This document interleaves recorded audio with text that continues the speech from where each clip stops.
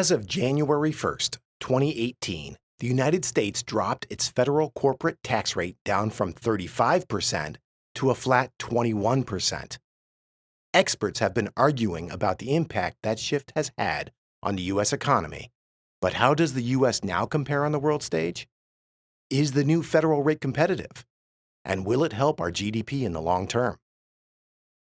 The highest corporate tax rate in the world is the small country of Nepal.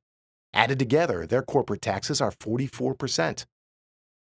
Countries like Bermuda, the Cayman Islands, St. Kitts and Nevis are often referred to as tax havens, as they have the lowest corporate tax rate at 0%.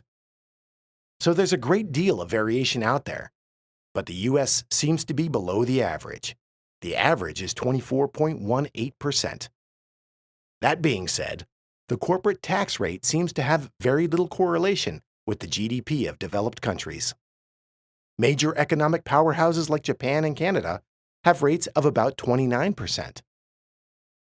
Learn more about corporate taxes and see how the U.S. compares with our infographic.